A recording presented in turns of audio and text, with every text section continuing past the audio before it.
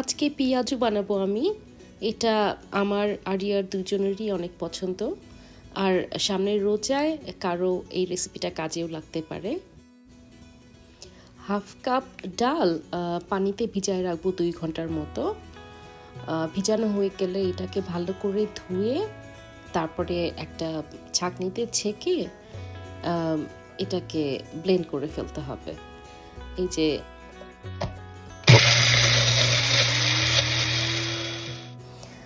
ব্লেন্ডটা পুরোপুরি পেস্ট করা যাবে না, একটু আস্ত আস্ত রাখতে হবে। আর যদি একটু বেশি ব্লেন্ড হয়ে যায় তাহলে পরে এরকম আস্ত ভিজানো ডাল মাখায় ফেলতে হবে এটার সাথে। যে পরিমাণ ডাল তার সম পরিমাণ পেঁয়াজ কুচি নিতে হবে। এছাড়াও মরিচ এবং ধনেপাতা কুচি নিব আমরা এটার সাথে।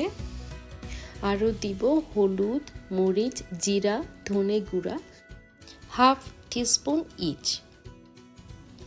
আন্দাজ মতো লবণ দিয়ে এই সবগুলাকে একসাথে মাখায় ফেলতে হবে।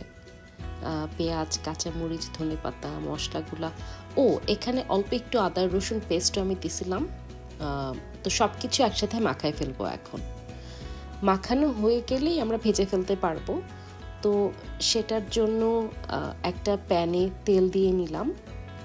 তেলটা আমি প্যানের চতুর্দিকে একটু গড়ায় নিলাম যাতে চারিদিকে লাগে। খুব ভালো করে গরম হতে হবে প্যানটা।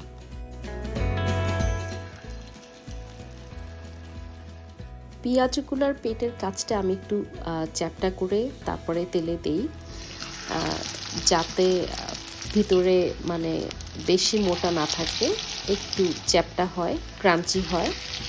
তো তোমরা তোমাদের সুবিধা মতো পছন্দ মতো শেপ দিতে পারো।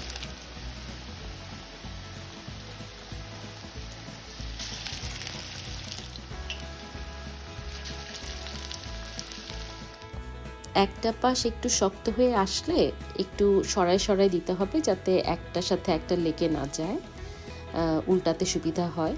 সব একসাথে জড়ো হয়ে গেলে তখন আবার উল্টাতে অসুবিধা লাগে।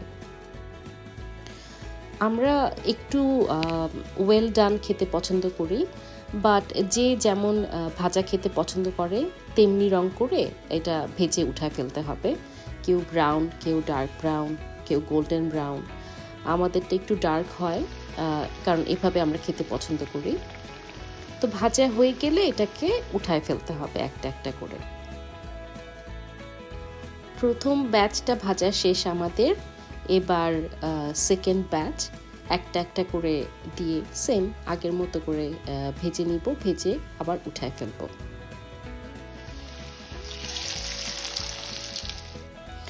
তেল দিয়ে কাজ করার সময় সবাই খুব সাবধানে থাকবা, আস্তে করে উল্টাবা যেন তেল গায়ে ছিটে না আসে। আমাদের সবগুলো ভাজা শেষ। এখন আমরা খেয়ে ফেলবো, কারণ পেঁয়াজু গরম গরম খেতে অনেক মজা। ঠিক আছে, ভালো থাকো সবাই, বাই।